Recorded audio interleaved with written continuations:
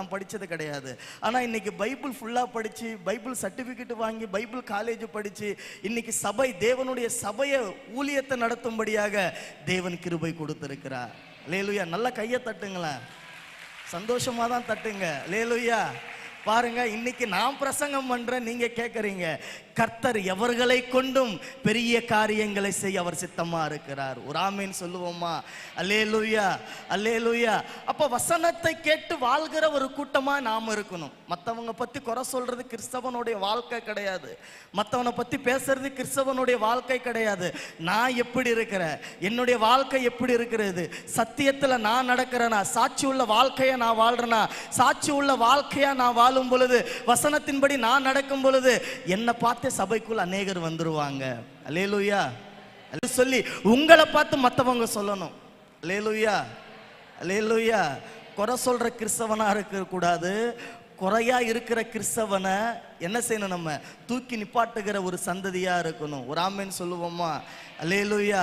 அப்ப கிறிஸ்தவன் எப்படி இருக்கணும்? வசனத்தின்படி நடக்கிற ஒரு கூட்டமாய் கர்த்தருக்காக வாழணும். பாருங்க, எங்க சொந்த ஊர் இந்த தமிழ்நாடு கிடையாது, ஆந்திரா மாநிலம். நான் ஒரு இந்து குடும்பத்தில் பிறந்த ஒரு சகோதரன். எனக்கும் இயேசுவுக்கும் சம்பந்தமே கிடையாது. இயேசு அறியாத ஒரு குடும்பம். அதாவது பாரம்பரியமாகவே நாங்கள் இந்துக்கள் தான். நிறைய பேர் இந்து நின்று கன்வெர்ட்டாகி ரட்சிக்கப்பட்டிருப்பீங்க. அதாவது இயேசு அறியாத இயேசுவை அறியாதவங்க இந்துவாக இருந்திருப்பீங்க, ரட்சிக்கப்பட்டிருப்பீங்க.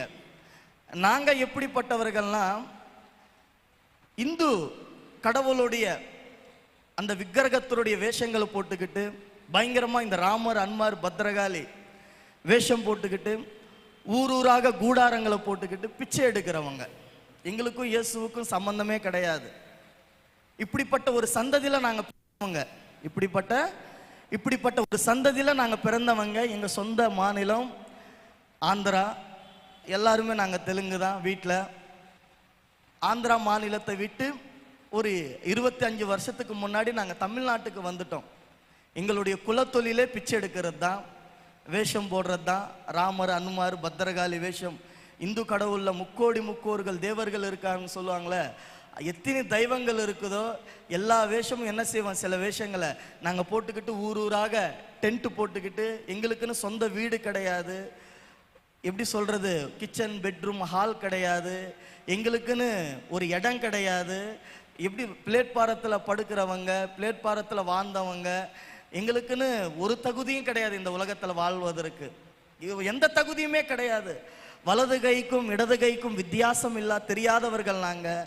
இப்படி ஊராக கூடாரங்களை போட்டு பிச்சை எடுக்கிறவங்க. எங்கள் வாழ்க்கையே அதுதான். தாத்தா பிச்சை எடுத்தாரு, அப்பா பிச்சை எடுத்தாங்க, நான் பிச்சை எடுத்திருக்கிறேன். எப்படி சொல்லுவாங்க, எங்கள் தாத்தா போலீஸ் தான், எங்கள் அப்பா போலீஸ் தான், நானும் போலீஸ் தான் ஆகணும்னு சொல்லுவாங்க.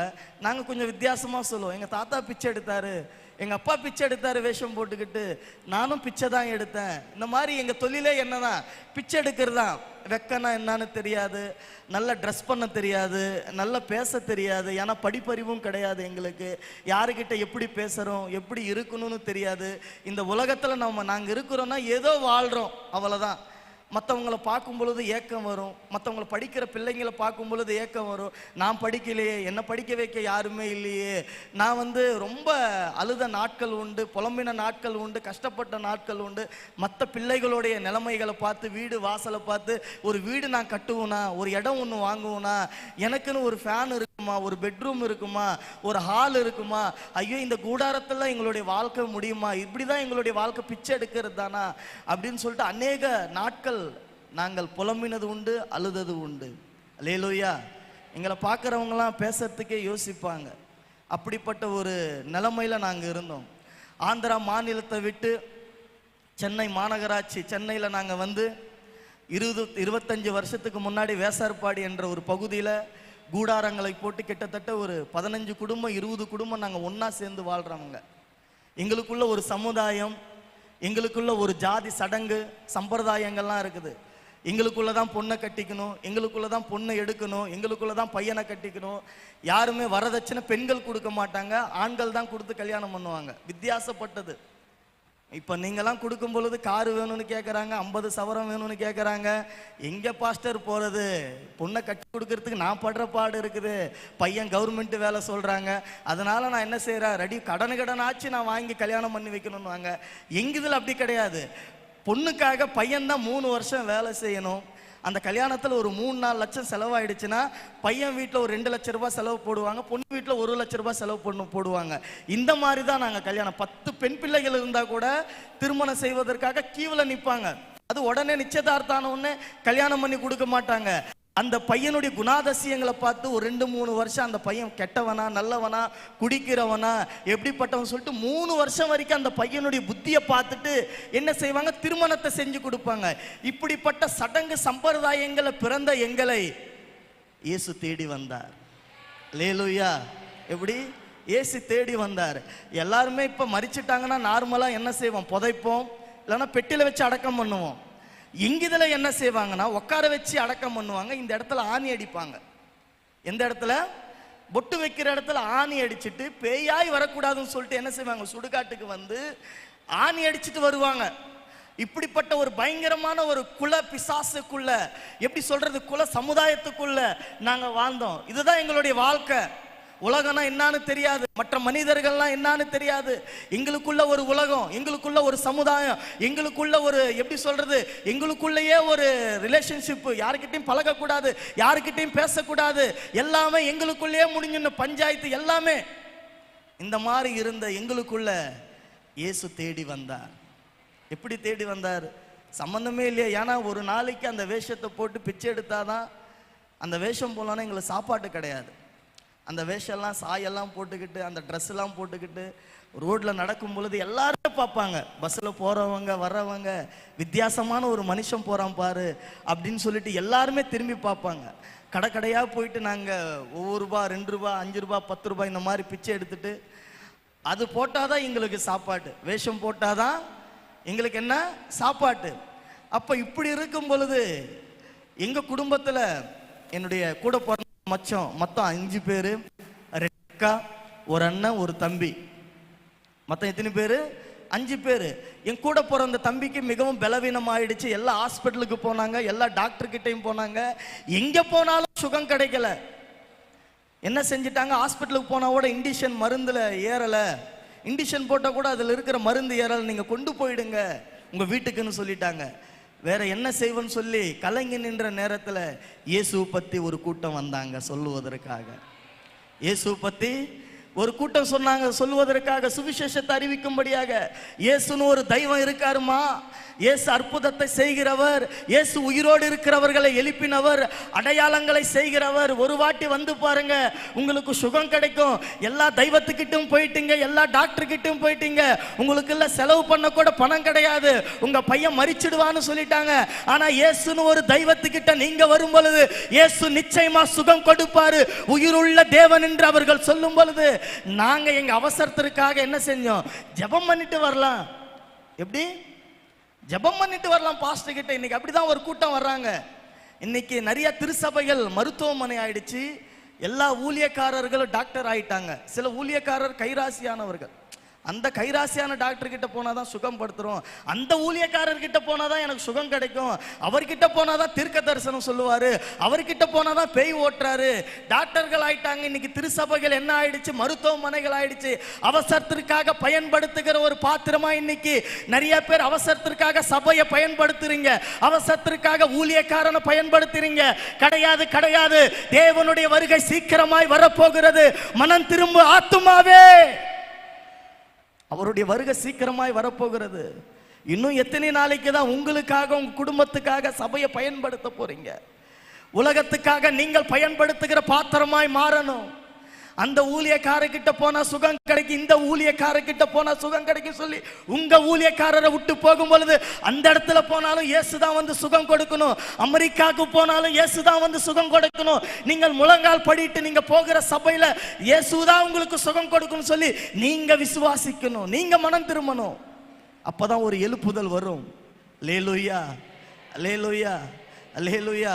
அப்ப அந்த சுவிசேஷத்தை சொல்லும் பொழுது எங்கள் அப்பா அம்மா ஏற்றுக்கொண்டு உடனே விழிவாக்கத்தில் இருக்கிற அப்போஸ்தலர் பவுல் பாஸ்டர் அவர் இடத்துல போயிட்டு சொன்னாங்க, இந்த மாதிரி எங்களுக்கு இப்படிப்பட்ட நாங்கள் வாழ்ந்தவங்க, இப்படிப்பட்ட நிலைமை, நாங்கள் இங்கே வந்தால் சுகம் கிடைக்குன்னு சொன்னாங்க, இங்கே வந்தால் அற்புதம் நடக்கும், ஏசப்பா செய்வாருன்னு சொன்னாங்க.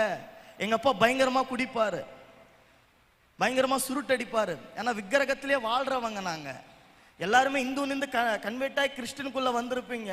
ஆனால் அந்த கடவுளாகவே நாங்கள் வாழ்கிறவங்க. எங்களுக்கு அந்த சாயல் அப்படியே இருக்கும். என்னென்ன செய்யணும், எப்படி செய்யணும், என்னென்னலாம் பேசணும். ஒருத்தங்கிட்ட 1000 ரூபாய் வாங்கிறதுக்காக அவனுக்கு எப்படி எப்படிலாம் பேசணுமோ அப்படி எப்படிலாம் பேசுவோம் நாங்கள். அந்த மாதிரி இருக்கிறவங்க. அப்போ அந்த ஊழியக்காரர்கிட்ட வந்து சொல்லும் பொழுது அந்த ஊழியக்காரர் சொன்ன ஒரே வார்த்தை, இந்த உலகத்தில் இருக்கிற எல்லா தெய்வங்களும் பலி கேட்குது, இந்த உலகத்தில் இருக்கிற எல்லா தெய்வங்களும் நம்ம இடத்துல பலி கேட்குது. ஆனா நமக்காக பலியானவர் இயேசு ஒருவர் தான். நமக்காக பலியானவர் இயேசு ஒருவர் தான். எல்லா தெய்வத்துக்கு அபிஷேகம் பண்றோம். போயிட்டு நான் ஐயப்பன் கோயிலுக்கு 12 வருஷம் போயிருக்கிறேன். ஒரு 12 வருஷம் போயிருக்கிறேன் சபரிமலைக்கு. நான் வருஷம் மாலை போட்டுக்கிட்டா இந்த சபரிமலைக்கு போகும் பொழுது அங்கே நெய் அபிஷேகம், பால் அபிஷேகம், பஞ்சாமிர்த அபிஷேகம், குங்கும அபிஷேகம், மஞ்சள் அபிஷேகம், இந்த மாதிரி பலவிதமான அபிஷேகம் பண்ணுவாங்க. அந்த நெய் அபிஷேகம் பண்ணதில் அந்த நெய்யை வீட்டுக்கு எடுத்துன்னு வந்து எல்லாருக்குமே கொடுப்போம் நாங்கள், இருமுடி கட்டிட்டு. அப்ப ரட்சிக்கப்பட்ட பிறகு நான் ஒரு காரியத்தை யோசிச்சேன். எல்லா தெய்வத்துக்கும் நம்ம அபிஷேகம் பண்ணோம், இன்னும் நம்மள அபிஷேகம் பண்றதுக்காக ஒரு தெய்வன் இயேசு ஒருவர் இருக்கிறாரு. எப்படிப்பட்டவர் பாருங்க. அவர் என்ன அபிஷேகம் பண்ணிருக்கிறாரு. நான் படிக்காதவன், நான் உதவாதவன், ஒன்றுத்துக்கும் உதவாதவன், புரோஜனம் இல்லாதவன், என்னை தள்ளினார்கள், வெறுத்தார்கள், புரோஜனம் இல்லை என்று சொல்லி என்னை அநேகர் நிந்தித்தார்கள். ஆனாலும் இயேசு ஒருவர் தான் என்னை நேசித்தார். ஒரு ஆமென் சொல்லுவோமா? அல்லேலூயா. இப்படி அவர் சொல்லும் பொழுது உடனே எங்க அப்பா அம்மா, என் பையன் பிழைச்சிட்டானா நாங்கள் இயேசுவை ஏற்றுக்கொள்ளுகிறோம், என் பையன் பிழைச்சிட்டானா இயேசுவை ஏற்றுக்கொள்ளுகிறோம், வேற எதுவுமே வேணாம் எங்களுக்கு அப்படின்னு சொன்னாங்க. அந்த இடத்துல ஆல்நைட் பிரேயர், ஞாயிற்றுக்கிழமை கூட்டம், எல்லா ஜபத்து கூட்டத்துக்கு போனாங்க. அந்த சபையில் எல்லா விசுவாசிகளும் ஊழியக்காரர்களும் ஜெபிக்க ஜெபிக்க ஜெபிக்க கர்த்தர் பூரண விடுதலை கொடுத்தார். ஒரு ஆமென் சொல்லுவோமா? அல்லேலூயா. கர்த்தர் பூரண விடுதலை கொடுத்தார். அவர் விடுதலை கொடுத்த உடனே எங்க அப்பா போட்டிருந்த எல்லா வேஷங்களையும், எங்க அப்பா செய்திருந்த தொழிலையும் எல்லாத்தையும் விட்டுட்டு என்ன செஞ்சாரு? இயேசுவுக்காக வந்துட்டாங்க. எங்க அப்பா அம்மாவும் இயேசுவுக்காக வந்துட்டு சுவிசேஷம் சொல்ல ஆரம்பிச்சாங்க. உடனே என்ன செஞ்சாங்க? ரட்சிக்கப்பட்டாங்க. எங்க ஜனங்களுக்குள்ள இப்படிப்பட்ட ஒரு தெய்வத்துக்கிட்ட போயிட்டு இவர்களுக்கு சுகம் கிடைச்சிச்சு, மரிச்சிடுவான்னு சொல்லி நினைச்சுமே நாம, ஐயோ முடிஞ்சிச்சுன்னு சொல்லி நினைச்சுமே. ஆனா இயேசுக்கிட்ட போன உடனே உயிரோட வந்திருக்கு நானே மறுபடியும் சொல்லி எல்லாருமே பேச ஆரம்பிச்சாங்க. எங்க அப்பா அம்மா உடனே இயேசுவுக்காக ஞானஸ்தானம் எடுத்துக்கிட்டு முதல்ல எங்க சமுதாயத்துல ரட்சிக்கப்பட்டவர்கள் எங்க அப்பா அம்மா தான். அல்லேலூயா. உடனே சும்மா இல்லை, அவங்க ரட்சிக்கப்பட்ட உடனே சுவிசேஷம் சொல்ல ஆரம்பிச்சாங்க. இயேசு பத்தி அநேகருக்கு சொல்ல ஆரம்பிச்சாங்க. இந்த உலகத்துல நீங்க என்னதான் ஆசி அந்தஸ்து சபைக்கு கொடுத்தாலும் சரி, 1 லட்சம் ரூபாய் காணிக்க கொடுத்தாலும் சரி, அது பரலோக ராஜ்யத்துக்கு போகாது. உங்க ஊழியக்காரர் வாங்குவாரு, உங்களுக்கு ஜெபிப்பாரு. இந்த உலகத்துக்குரிய ஆசீர்வாதத்தை இருந்து நீங்க தரதுனால இந்த உலகத்துக்குரிய ஆசீர்வாதம் உங்களுக்கு கொடுக்கப்படும் கூட. ஆனா ஒரு ஆத்துமா சுவிசேஷத்தின் மூலமா நீங்க யாருக்கிட்ட போயிட்டு இயேசுவை பத்தி சொல்றீங்களோ அந்த ஆத்துமா மனம் திரும்பி சபைக்குள்ள வந்துடுச்சுன்னா பரலோக ராஜ்யமே மிகுந்த சந்தோஷமா இருக்குமா? நல்லா கையை தட்டுவோமா? அல்லேலூயா. நீங்க தர்ற பொண்ணோ பொருளோ ஆசி அந்தஸ்தோ பரலோக ராஜ்யத்துக்குள்ள போகாது. நீங்க சுவிசேஷத்தை அறிவிக்கிற பொழுது அந்த ஆத்துமாக்கள் மனம் திரும்பிச்சுன்னா எங்க சந்தோஷம் வருமா? பரலோக ராஜ்யத்திற்குள்ளே சந்தோஷம் வருமா? அப்ப அந்த ராஜ்யத்திற்குள்ள சந்தோஷம் வரணும்னா இந்த இடத்துல நீ என்ன செய்யணும்? சுவிசேஷத்தை சொல்ல ஆரம்பிக்கணும். ரட்சிக்கப்பட்டவர்கள் மீது விழுந்த கடமை, ஊழியக்காரன் தான் ஊழியம் பண்ணணும், ஊழியக்காரன் தான் சபையை நடத்தணும், ஊழியக்காரன் தான் எல்லாத்தையும் செய்யணும். எங்க ஊழியக்காரரே செய்ய மாட்டாரு, நாங்க ஏன் செய்யணும்? கிடையாது. நான் ரட்சிக்கப்பட்டிருக்கிறேன், நான் சபைக்கு போகிறேன், என்னை கொண்டு ஒரு கணக்கெடுப்பு இருக்கிறது, ஜீவ புஸ்தகத்தில் என்னுடைய பெயர் இருக்குது. நான் என்ன செய்யணும்? பாவத்தில் இருக்கிற ஆத்துமாக்களுக்கு போயிட்டு சுவிசேஷத்தை அறிவிக்கணும். நரகத்துக்கு போகிற ஆத்துமாக்களுக்கு போயிட்டு இயேசுவை பத்தி சொல்லணும். நான் ஒரு காலத்துல ரட்சிக்கப்படாதவனா இருந்தேன், யாரோ ஒருத்தர் சொன்னதுனால இன்னைக்கு சபைக்குள்ள இருக்கிறதுனால நான் ஜீவனோடு இருக்கிறேன். எத்தனையோ பேர் இயேசு அறியாதவங்க பாவத்துல போதை பழக்கத்துக்கு அடிமைப்பட்ட தனத்துல எத்தனையோ பேர் மரிக்கிறாங்க. இன்னைக்கு இயேசு பத்தி சொல்லறதுக்கு ஆளே கிடையாது. யாரை நம்புவார்? இயேசு. ரட்சிக்கப்பட்டவர்கள் நீங்களே போயிட்டு சுவிசேஷத்தை சொல்லணும். இன்னும் இயேசு யாரை கொண்டுதான் போவார்? இந்த உலகத்தை எழுப்புதலை கொண்டு வர. அல்லேலூயா. அல்லேலூயா. யோசிச்சு பாருங்க, ரட்சிக்கப்பட்ட நானே இயேசுவை பத்தி சொல்லல, இன்னும் யாரை தேடி போகணும்னு ஆண்டவர் யோசிப்பாரு. உங்களுக்காக தாமா நான் ஜீவனை கொடுத்தேன், உங்களுக்காக தாமா நான் ரத்தத்தை சிந்தினேன், உன் பாவத்துக்காக தான் நான் சிலுவையில் அறையப்பட்டேன். நீங்களே என்னுடைய வேலை செய்யலையே, நீங்களே எனக்காக போகலையே, நீங்களே எனக்காக யாரிடத்துல போய் சொல்ல மாட்டீங்களே. நீங்க மாத்திரம் வர்றீங்க, நீங்க மாத்திரம் போறீங்க. உங்க குடும்பம் நல்லா இருக்கணும், உங்க பிள்ளைகள் நல்லா இருக்கணும், உங்க பையனுக்கு நல்லா திருமணம் நடக்கணும், உங்க பெண் பிள்ளைக்கு நல்லா திருமணம் நடக்கணும், நல்லா படிச்சிருக்கணும், எக்ஸாம் எழுதணும், பாஸ் ஆகணும், நல்ல வேலை கிடைக்கணும்னு சொல்லிட்டு இதற்காக ஜெபிக்கிறீங்களே. அநேக ஆத்துமாக்கள் சாப்பாட்டு கூட வழி இல்லாம, ஒரு வேலை சோத்துக்கோக இன்னும் அநேகர் ரோட்டு மேலையும் பாவத்தில் அடிமைப்பட்டு யாரு விடுவிப்பார்கள், யார் எனக்காக இருக்கிறாங்கன்னு சொல்லிட்டு அநேகர் இன்னும் ஏங்கி கொண்டு இருக்கிறாங்க. ஆண்டவர் உங்களை கொண்டுதான் பேசுகிறார். இன்னும் ஆண்டவருக்காக என்ன செய்ய போறோம்?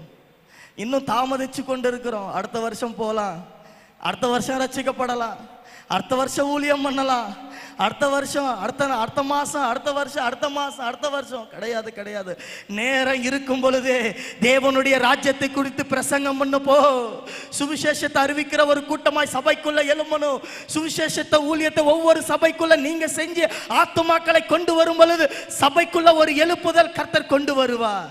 அல்லேலூயா, அல்லேலூயா, அல்லேலூயா. இப்போ பாருங்க, சுவிசேஷத்தை எங்கள் அப்பா அம்மா சொல்ல ஆரம்பித்தாங்க. அவங்க வியாதியாக இருக்கிறவங்களுக்கு, பேய் பிடிச்சிருக்கிறவங்களுக்கு இயேசுவை பற்றி சொல்லும் பொழுது கிட்டத்தட்ட இன்னைக்கு ஒரு 60 பேர் ரட்சிக்கப்பட்டு சபைக்கு போகிறாங்க. 60 பேர் மேலேயே இன்னைக்கு ஞானஸ்தானம் எடுத்து ரட்சிக்கப்பட்டு சபைக்கு போகிறாங்க. முதல்ல ரட்சிக்கப்பட்ட 2 பேருனால இன்னைக்கு ஒரு சமுதாயமே இயேசுவுக்காக எழும்பி நிற்கிறது. அல்லேலூயா. அவங்களே எங்களுக்கு சுகம் கொடுத்துட்டாரு ஏசப்பா, எங்களுக்காக போதும்னு சொல்லி இருந்திருந்தாங்கன்னா இன்னைக்கு ஒரு எழுப்புதல் வந்திருக்கிறாது. இன்னைக்கு அநேக ரட்சிக்கப்படும்படியாக எங்க தாயும் தகப்பனாரே முதலாவதாக தேவன் தெரிந்து கொண்டார். அல்லேலூயா, அல்லேலூயா. அப்ப ரட்சிக்கப்பட்டவங்க நீங்க என்ன செய்யணும்? சுவிசேஷத்தை சொல்லுகிற ஒரு கூட்டமா எழும்பணும். எங்க அப்பா அம்மா சுவிசேஷத்தை சொல்ல ஆரம்பிச்சாங்க, சபைக்கு வந்தாங்க, எல்லாருமே ரட்சிக்கப்பட்டாங்க, சபைக்கு போக ஆரம்பிச்சோம்.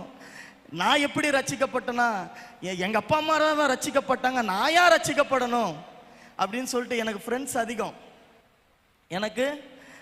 அதிகம்.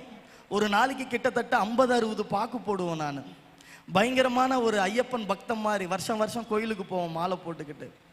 ஒரு பிரச்சனை காஞ்சிபுரத்தில், ஒரு பிரச்சனையில் என்ன செஞ்சிட்டாங்கன்னா, எல்லாருமே சேர்ந்து வெட்ட வந்துட்டாங்க. யாரோ பண்ண தப்பு கூட இருக்கிறதுனால என்னை வெட்ட வரும் பொழுது தலைமறைவாக இந்த கஸ்பா என்ற ஒரு ஏரியாவில் தான் நான் இருந்தேன். ஒரு வாரத்துக்கு மேலே இருந்தேன். நான் ஒரு எப்படி சொல்கிறது, கல்யாணம் ஆகிறதுக்கு முன்னாடி இப்படிப்பட்ட ஒரு வாழ்க்கையை நான் வாழ்ந்தேன். எங்கள் சொந்தக்காரங்களும் சேர்த்துக்கல, என்ன பொறுக்கி என்ற ஒரு பட்டத்தை எடுத்துட்டேன். கடைசியில் எங்கள் அப்பா அம்மாவும் தண்ணி தெளித்து விட்டுட்டாங்க, வீட்டை விட்டு ஓடி போயிட்டேன். எங்கெங்கேயோ போயிட்டு யார் கூடயே சேர்ந்து கெட்டு போயிட்டு சின்ன பின்னமாயிட்டேன். என்னுடைய வாழ்க்கை முடிஞ்சிடுச்சு அப்படின்னு சொல்லி எல்லாருமே நினச்சிட்டாங்க. இவன் முடிஞ்சிச்சு, இவனுக்கு யாரும் பொண்ணு தர மாட்டாங்க அப்படின்னு சொல்லி நினச்சிட்டாங்க. ஆனால் ஒரு தற்கொலைக்காக வேணாம், இந்த வாழ்க்கை வேணான்னு சொல்லி அதே எங்கள் அப்பா அம்மா ரட்சிக்கப்பட்ட இடத்துல விழிவாக்கத்தில் இந்த வாழ்க்கை வேணான்னு சொல்லி போகும்பொழுது தான், அந்த வாழ்க்கை வேணான்னு சொல்லி போகும்பொழுது அந்த ஊழியக்காரரை போய் நான் பார்த்தேன். எந்த ஊழியக்காரரை எங்கள் அப்பா அம்மாவுக்கு யார் சுவிசேஷத்தை சொன்னாரோ அந்த ஊழியக்காரரை போய் பார்க்கும் பொழுது தான் அவர் சில விஷயத்தை சொல்லும் பொழுது நான் இந்த உலகத்தில் வாழணும்னு சொல்லி யோசித்தேன். அல்லேலூயா. அப்போ தான் எங்கள் மனைவியை நான் பார்த்து, அதாவது இயேசு எங்களுக்கு நன்மை செஞ்சாருன்னு சொல்லிட்டு எங்கள் அப்பா அம்மா ரட்சிக்கப்பட்டாங்க. ஆனால் நான் ரட்சிக்கப்பட்ட நோக்கமே திருமணத்திற்காக தான். ஞானஸ்தானம் எடுத்தாதான் என்ன செய்வேன், பொண்ணு தரேன்னு சொல்லிட்டாங்க அந்த வீட்டில். நான் 3 வருஷம் வேலை செஞ்சேன். அதே இடத்துல பெட்ரோல் பங்கில் வேலை செஞ்சேன். என் மனைவி நானும் விரும்ப ஆரம்பித்தோம். எல்லாருக்கும் பரவிடுச்சு அந்த இடத்துல, ஊர் ஃபுல்லாக. அப்போ பையன் ஞானஸ்தானம் எடுக்கணும். நான் சொன்னேன், நான் ஏன் ஞானஸ்தானம் எடுக்கணும், பொண்ணு கொடுத்தா கொடுங்க, இல்லை ஞானஸ்தானம் எடுத்தால் தான் திருமணம் செய்வேன் அப்படின்னு சொல்லிட்டாங்க. திருமணத்திற்காக என்ன செஞ்சேன், ரட்சிக்கப்பட்டேன். 2009 ரட்சிக்கப்பட்டேன். 2018 வரைக்கும் உலக வாழ்க்கை தான் வாழ்ந்தேன் நான். இயேசுவுக்காக நான் ஏற்றுக்கொள்ளலை, இயேசுவை ஏற்றுக்கொள்ளலை. திருமணத்திற்காக ரட்சிக்கப்பட்டேன். ஆனால் சபைக்கு போவேன் வருவேன், பேரு கிறிஸ்தவன். எப்படி பேரு கிறிஸ்தவன், நான் ஊரு கிறிஸ்தவன், ஆனால் கிறிஸ்துவுக்குள்ள நான் இல்லை. இன்னைக்கு நிறைய பேர் கிறிஸ்தவர்களா இருக்கிறோம் தவிர கிறிஸ்துவுக்குள்ள இருக்கிறோமா அதுதான் யோசிக்கணும். நான் கிறிஸ்தவன், நான் இந்த சபைக்கு போகிற விசுவாசி, நான் அந்த சபைக்கு போகிற விசுவாசின்னு சொல்லி நம்ம என்ன செய்யறோம், பெருமையா சொல்றோம். ஆனா ஆண்டவருடைய வருகையில எந்த சபையும் பரலோக ராஜ்யத்துக்கு போகாது. அது ஆர்சியா இருக்கட்டும், சிபிஎம்மா இருக்கட்டும், பெந்தகோசா இருக்கட்டும், ரோமன் கரத்தில் பெரிய பெரிய திருச்சபைகள் கோடி கணக்கில் கட்டின திருச்சபையா இருந்தாலும் ஆண்டவருடைய வருகையில பரலோக ராஜ்யத்துக்கு போகாது. பரலோக ராஜ்யத்திற்கு போகிறவர்கள் சபை கிடையாது, சபைக்குள்ள இருக்கிற நீ பரிசுத்தமா இருந்தாதான் பரலோக ராஜ்யத்துக்கு போக முடியும். நான் அந்த சபைக்கு போறதுனால நான் பரலோக ராஜ்யத்துக்கு போயிடுவேனா? கிடையாது. அந்த சபையில உங்க ஊழியக்காரர் சொல்லுகிற வார்த்தை நீ கேட்டு நீ பரிசுத்தமாய் வாழ்ந்தா மாத்திரம்தான் பரலோக ராஜ்யத்திற்குள்ள என்ன செய்ய முடியும்? போக முடியும். தவிர நான் போகிற சபைக்கு ஆயிரக்கணக்கான ஜனங்க வர்றாங்க பாஸ்டர், எங்க சபை பெரிய பாஸ்டர், அந்த சபை தான் இன்னைக்கு பேர் புகழ் பெற்ற அப்படின்னு சொல்லிட்டு நம்ம என்ன செய்வோம்? பெருமையா சில பேர்கிட்ட சொல்லுவோம். ஆனா சபைக்கு பரலோக ராஜ்யத்துக்குள்ள போகாது. சபைக்குள்ள இருக்கிற நீ தான் பரலோக ராஜ்யத்துக்குள்ள போக. அப்ப நீ என்ன செய்யணும்? வசனத்தின்படி வாழுகிற ஒரு சந்ததியுமா ஒரு கூட்டமா நீங்க எழுமணும். ஒரு ஆமீன் சொல்லுவோமா? அல்லேலூயா. அப்ப 2009 ரட்சிக்கப்பட்ட 2018 வரைக்கும் உலக வாழ்க்கை வாழ்ந்துட்டு இருந்த என்னுடைய வாழ்க்கையில எந்த ஒரு சமாதானமும் கிடையாது, எந்த ஒரு சந்தோஷமும் கிடையாது. ஞாயிற்றுக்கிழமை சபைக்கு போயிடுவேன், வீட்டுக்கு வந்துடுவேன், உலக வேலை தான், அவ்வளவுதான், சினிமாவுக்கு போவேன். ஆனா எந்த போதை பழக்கம் கிடையாது. கர்த்தருடைய கிருபையினால 3 பிள்ளைகள் கர்த்தர் எனக்கு கொடுத்திருக்கிறார். முதல் பையன் 10வது படிக்கிறான். என் பையன் இப்பதான் எக்ஸாம் எழுதுனா. என் பாருங்க, நான் பிச்சை எடுத்துட்டு இருந்தேன், பிச்சைக்காரனுக்கு ஒரு மகனா பிறந்தேன். இன்னைக்கு என்ன சொல்றாங்க? என்னுடைய பையனை பார்த்து எங்கடா உங்க அப்பா பாஸ்டர் காணோம், பாஸ்டர் பையங்க அவனு சொல்றான். எப்படி மாறிச்சு பாத்தீங்களா? எங்க அப்பா பிச்சை எடுத்தவர் பிச்சைக்காரனுக்கு ஒரு மகனாய் பிறந்த ஒரு பிச்சைக்காரனுடைய மகன் ஒரு ஊழியக்காரன் பிள்ளை என்று சொல்வதற்காக இந்த சமுதாயத்திலே கர்த்தர் உயர்த்தி வைத்திருக்கிறார். அல்லேலூயா, அல்லேலூயா. இதெல்லாம் நான் எங்களுக்காக சொல்றேன்னா, உங்களுக்குள்ள ஒரு வைராக்கியம் வரணும். இவங்களே ஊழியம் பண்றாங்க, இவங்களே ஆண்டவர் எழுப்புறாருனா, நான் நல்லா படிச்சிருக்கிறேன், பாட கிருபை இருக்கிறது, ஆராதிக்க கிருபை இருக்கிறது, நல்லா வேதத்தை வாசிக்கிற கிருபை இருக்குது, இன்னும் ஏன் ஆண்டவருக்காக தாமதம் பண்றீங்க? ஊழியத்தை பண்ணுங்க. எது செஞ்சாலும் ஆண்டவருக்காக செய்யும் பொழுது மேலான பொக்கிஷங்களை கர்த்தர் உங்களை கொண்டு செய்ய போகிறார். அல்லேலூயா. அப்ப 2018 வரைக்கும் உலக வாழ்க்கை வாழ்ந்துட்டு இருக்கும் பொழுது ஒரு சினிமாவுக்காக போகும் பொழுது ஒரு ஆக்சிடென்ட்ல நான் கீழே விழுந்துட்ட. ஒரு காருக்காரன் வந்து என்னை தட்டிட்டா, ஹாஸ்பிட்டலுக்கு கொண்டு போனாங்க. எம்ஆர்ஐ ஸ்கேன் எல்லா ஸ்கேன் எடுக்கிறாங்க, நார்மலா இருக்கிற எந்த பிரச்சனையும் கிடையாது, வீட்டுக்கு கொண்டு போங்க அப்படின்னு சொல்றாங்க. ஒரு 2-3 மாசம் வரைக்கும் எனக்குள்ளாக ஒரு பயம் வர ஆரம்பிச்சது. ஒரு எப்படி சொல்றது, மரண பயம், கெட்ட கெட்ட எண்ணங்கள், கெட்ட கெட்ட சிந்தனைகள், யாரை பார்த்தாலும் கெட்ட சிந்தனைகள், யாரை பார்த்தாலும் கெட்ட எண்ணங்கள், தற்கொலை பண்ணிக்க போலாமா, அடிக்கடிக்கு தற்கொலை எண்ணங்கள். இருக்கிற செலவு காசு எல்லாமே செலவு பண்ணிட்டோம், இருக்கிற காசு எல்லாமே செலவு பண்ணிட்டோம் நாங்க. ஐயோ எங்க கிட்ட காசு கிடையாது, சொந்தம் பந்தம் எல்லாருமே இருக்கிறாங்க, நான் சரியா சாப்பிட்றது கிடையாது, சரியா தூக்கம் கிடையாது. எங்க அப்பா அம்மா கிட்ட போயிட்டு எனக்கு என்ன ஆச்சப்பா, எனக்கு ஒரு மாதிரியா இருக்குது, நான் சத்துறேன், இதுதான் எனக்குள்ள வருது. நான் சில நேரத்தில் ட்ரெஸ் இல்லாதப்போட எனக்கே தெரிய மாட்டேங்குது, எனக்குள்ள உடம்புல ட்ரெஸ் இல்லையே. நிர்வாணமா எங்க அப்பா அம்மா முன்னாடி நிற்கிறேன், யாரை பார்த்தாலும் கொல்லணும், ஏதாவது நான் தற்கொலை பண்ணிக்கணும். இப்படி கிட்டத்தட்ட ஒரு 2-3 மாசமா போராட்டம் நடந்துகிட்டே இருக்குது. எல்லாருமே எங்க ஜனங்க சொல்றாங்க எங்க அப்பா அம்மா கிட்ட, எங்க கீழே விழுந்தானோ அதே இடத்துல போய் சுத்தி போடுங்க, எங்க கீழே விழுந்தானோ அதே இடத்துல போயிட்டு எதுனா பண்ணுங்க அப்படின்னு சொல்லும் பொழுது எங்க அப்பா சொன்ன ஒரே வார்த்தை, இவன் சத்தா கூட பரவாயில்ல, நாங்க மறுபடியும் அந்த காரியத்தை செய்ய மாட்டோம். அவர் சொன்ன ஒரு வார்த்தை, இவன் சத்தா கூட பரவாயில்ல, ஆனா மறுபடியுமா நாங்க பின்மாற்றத்துல போக மாட்டோம், இவன் செஞ்ச வேலைக்கு கர்த்தர் தான் தண்டனை தர்றாரு அப்படின்னு சொல்லிட்டாரு. எல்லா இடத்துக்கும் போறாங்க, சர்ச்சுக்கு போயிட்டு ஜெபம் பண்ண ஆரம்பிக்கிறோம், ஒண்ணுமே இல்லை. போக போக போக போக தெரியுது நான் பைத்தியம் ஆயிட்டேன்னு சொல்லிட்டாங்க. நான் மனநிலை பாதிக்கப்பட்டுட்டேன், இங்க இருக்கிற பாகாய் ஹாஸ்பிட்டலுக்கு கொண்டு போகணும், சீக்கிரமாய் போங்க நீங்க அப்படின்னு சொல்லும் பொழுது எனக்குள்ளாக இன்னும் பயம் அதிகமாய் ஆரம்பிச்சிச்சு. ஐயோ இந்த வாழ்க்கை வேணாம், நான் பைத்தியம் ஆயிட்டேனா, நான் எதுக்காக பைத்தியம், யாருக்கு என்ன செஞ்சேன்? எனக்குள்ளாக வார்த்தைகள், ஒண்டியா தனியா இருக்கும்போது பேசுறேன், நல்லா இருந்தேன், குடும்பம் நல்லா இருந்துச்சு, உடஞ்சிச்சு, இருக்கிற காசு ஃபுல்லா செலவு பண்ணிட்டோம். கடைசியில எப்படி சொல்றது, காசுக்கே வழி இல்லாதப்ப எங்க மனைவி ஒரு ரம்ஜான் பண்டிகைக்கு விஷாரம் மசூதியில் போயிட்டு பிச்சை எடுத்தாங்க. நல்லா ஞாபகம் இருக்குது. கை குழந்தையோட என் குழந்தையோட தூக்கின்னு போயிட்டு நான் உங்க கூட போறேன். அந்த இடத்துல போயிட்டு ரட்சிக்கப்பட்டவங்க அந்த இடத்துல போயிட்டு எனக்காக என்ன செஞ்சாங்க, பிச்சை எடுத்தாங்க. ஒரு ஊழியக்கார குடும்பத்தில் அவங்க பிறந்தாங்க. அவங்க சித்தப்பா பெரியப்பா எல்லாருமே ஊழியக்காரங்க. அவங்களுக்கு என்னன்னே தெரியாது. ஆனால் லவ் பண்ணி கல்யாணம் பண்ண மட்டும்தான் தெரியும். ஆனால் இந்த உலகத்தில் அவங்க வந்துட்டாங்க. கடைசியில் என்ன செஞ்சாங்க? எனக்காக அதையும் செஞ்சாங்க, பிச்சையும் எடுத்தாங்க. அப்போ நான் யோசித்து பார்த்தேன், எனக்காக எல்லாரும் கஷ்டப்பட வேணாம், நான் மரணிக்கலாம்னு சொல்லிட்டு தற்கொலை முடிவு பண்ணேன். எங்கள் வீட்டுக்கு மேலே ஒரு சின்ன ரூம், ஒரு இடத்துல போயிட்டு நானும் ஆண்டவர்கிட்ட விவாதம் நடக்குது. நான் மறிக்கிற ஆண்டவரே, எனக்கு வேணாம், இந்த வாழ்க்கை வேணாம், எனக்காக யாரும் கஷ்டப்பட வேணாம், எனக்காக யாரும் பரிதபிக்க வேணாம். நீங்கள் நினைப்பீங்க பைத்தியக்காரங்களாம் ரோட்டில் துணி இல்லாமல் சுற்றுறாங்க, அவங்களுக்கு நிச்சயமாக அந்த உணர்வேன்றது கிடையாது. அந்த அவங்க வாழ்கிற காலகட்டத்தில் தான் நான் அவங்க வாழ்க்கை வாழும்போது தான் யோசித்தேன். இப்போ யோசிக்கிறேன், அவங்களுக்கு அந்த உணர்வுனா என்னன்னே தெரியாது. நம்ம உடம்புல ட்ரெஸ்ஸு இல்லையே அப்படின்னு சொல்லிட்டு என்னன்னே தெரியாது. இப்படிப்பட்ட ஒரு வாழ்க்கையை அவங்க வாழ்கிறாங்க. எல்லாருமே நேசிக்கக்கூடியவங்க அவங்களுக்கு கூட பிறந்திருப்பாங்க. சில சொத்து பிரச்சனைனால, அங்காளி பங்காளி பிரச்சனைனால, சேவினத்தினால, பிசாசின் பிடியில் இன்னைக்கு அநேகர் போயிட்டு இன்னைக்கு எப்படிப்பட்ட வாழ்க்கையோ வாழ்ந்து கொண்டு இருக்கிறாங்க. அவருக்கு ஆளுக்காக ஜெபிக்கிற ஒரு கூட்டத்தை நீங்க சபையில எழுப்புங்க. அல்லேலூயா, அல்லேலூயா. இப்படி இருந்த என்னுடைய வாழ்க்கை முடிஞ்சிடும் நினைச்சா அந்த வீட்டு மொட்டை மாடியில ஜெபிக்கிறேன். இன்னைக்கு ஆண்டவரே, நீங்க என்ன சுகப்படுத்துனீங்கன்னா உங்க ஊழியத்தை நான் செய்யறேன். நான் ஊழியம் செய்யக்கூடாத ஆண்டவரே? எத்தனையோ பேரை நீங்க ஊழியக்காரர்களை எழுப்பி இருக்கிறீங்க. அநேக சாட்சிகளை நான் கேட்கிறேன். எப்படிப்பட்ட சாட்சிகள்? பாஸ்டர் பென்ஸு அவருடைய சாட்சி கேட்ட, பாஸ்டர் ஜான் ஜபராஜ் அண்ணன் அவருடைய பாடல் அதிகமாக கேட்க ஆரம்பித்தேன்.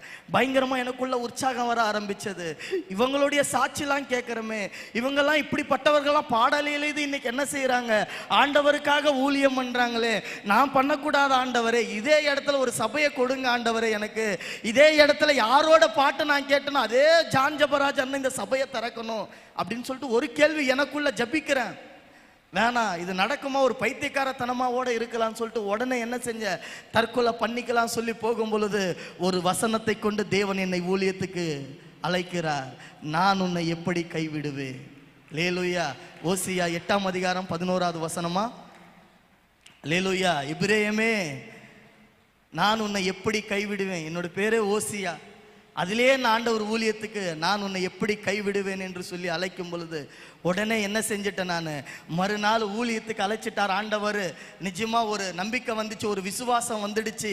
என்ன செஞ்சுட்டு அப்பா அம்மா கிட்ட போயிட்டு, அப்பா அம்மா எனக்கு ஊழியத்துக்காக இயேசு அழைக்கிறாரு, நான் ஊழியம் பண்ண ஆரம்பிக்கிறேன்னு சொல்லிட்டு நானும் என் மனைவியும் 3 பிள்ளைகளும் சுவிசேஷ ஊழியத்தை செய்ய ஆரம்பித்தோம். கிராமத்தில், ஷோலிங்கர் பட்டணத்தில் அநேக கிராமத்தில் போயிட்டு என்ன செஞ்சோம்? சுவிசேஷ ஊழியம் பண்ணோம். 1 வருஷமா என்ன செஞ்சோம்? குடும்பமா ஊழியம் பண்ணோம். சாப்பாட்டு இருக்குதோ இல்லையோ ஆண்டவருக்காக ஊழியத்துக்கு வந்துட்டோம். 1 வருஷமா ஊழியம் பண்றான். வந்த சில மாதம் ஊழியத்துக்கு அழைச்சார் ஆண்டவர். வந்த சில மாதத்திலேயே எங்க அப்பா மரிச்சிட்டார் ஹார்ட் அட்டாக்ல. என்ன செய்வதுன்னு தெரியாம திக்கற்று போய் இருந்தேன், கலங்கி போய் நின்று இருந்தேன், வழி தெரியாமல் மலை போல நம்பினேன். எங்க அப்பா மரிச்சிட்டாரு. எங்க அப்பா என் மனைவிதையா எனக்காக ரொம்ப கஷ்டப்பட்டாங்க. அந்த மனநிலை பாதிக்கப்பட்டப்போ டிப்ரெஷன்ல இருக்கும் பொழுது என்னை எங்கேயுமே போகாதபடிக்கு பாதுகாத்து கொண்டாங்க. எங்க அப்பாவே மரிச்சிட்டாரு எப்படின்னு சொல்லி கலங்கின நாட்கள் பொழுது ஆண்டவர் சொன்ன ஒரே வார்த்தை, நீ உங்க சமுதாயத்தில் ஊழியம் பண்ணணும், உங்க சமுதாயத்தில் உன்னை கொண்டுதான் ஒரு எழுப்புதல் வரப்போகுது, நீ யாரை குறித்தும் கவலைப்படாத, அவர் பரலோக ராஜ்யத்தில் இருப்பாரு, நீ எனக்காக உங்க சந்ததியிலேயே ஊழியம் பண்ணு, எலும்பு அப்படின்னு சொல்லும் பொழுது ஆண்டவருடைய வார்த்தை கேட்டுக்கிட்டே இருக்கும் எனக்குள்ள இருதயத்துக்குள்ள. நான் எப்படி ஆண்டவரே ஊழியத்துக்கு அழைச்சிங்க? எனக்கு படிப்பறிவு இல்லையே, எல்லாருமே என்ன மதிக்க மாட்டாங்களே, சில ஊழியக்காரங்களாம் என்னோட எப்படி சொல்றது, இன்னைக்கெல்லாம் நிறைய பெரிய திருசபை இருக்கணும், நிறைய ஊழியக்காரங்களுக்கு நிறைய ஜனக்கூட்டம் தான் அந்த ஊழியக்காரனை மதிக்கிறாங்க தவிர வீட்டில் குடும்பம் எப்படி சொல்றது, வீட்டில் நடத்துகிற பிரேயருங்க நிறைய பேர் என்ன செய்வாங்க? அவங்கள ஹானர் பண்ணவே மாட்டாங்க, மதிக்கவே மாட்டாங்க. அவங்க என்னப்பா ஒரு வீட்டில் ஒரு 10 பேர் வச்சு நடத்துகிறான். ஒரு ஊழியக்காரனுக்கு இன்னைக்கு சம்பந்தம் இல்லாமல் இருக்கிறாங்க. எழுப்புதல் எப்படி வரும்? இயேசு கூட இருந்த 12 சீசர்கள், இயேசு கூட இருந்த எத்தனை பேர்? 12 சீசர்கள். எல்லா இயேசு பரலோக ராஜ்யத்துக்கு போன பிறகு எல்லாம் ஒருமனப்பட்டு ஊழியம் பண்ண ஆரம்பிச்சாங்க. தேசத்துல ஒரு எழுப்புதல் வந்தது. பேதுரு பிரசங்கம் பண்ணும் பொழுது 5000 முதல் கொண்டு 8000 பேர் வரைக்கும், பலாயிரம் பேர் வரைக்கும் ரட்சிக்கப்பட்டாங்க. யார் பிரசங்கம் பண்ணும் பொழுது? பேதுரு பிரசங்கம் பண்ணும் பொழுது. அப்போ ஒருமனப்பட்டு என்ன செஞ்சாங்க? ஊழியக்காரங்க, இயேசு கூட இருந்த சீசர்கள் ஊழியம் பண்ணதுனால ஒரு எழுப்புதல் வந்துடுச்சு. இன்னைக்கு உலகத்து ஃபுல்லா ஊழியக்காரங்க இருக்கிறாங்க, அநேக கிராமத்துல ஊழியக்காரங்க இருக்கிறாங்க. இன்னும் ஒரு கிராமத்துல கூட ஒரு எழுப்புதல் வர காரணம் வரவே இல்லை. காரணம் என்ன? ஊழியக்காரங்களுக்கு ஒற்றுமை கிடையாது. அல்லேலூயா.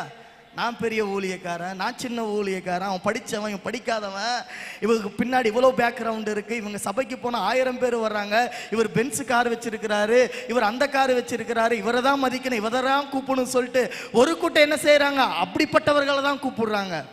அல்லேலூயா. நிச்சயமாக உங்கள் ஊழியக்காரருக்கு நான் ரொம்ப தேங்க்ஸ் பண்ணுறேன்.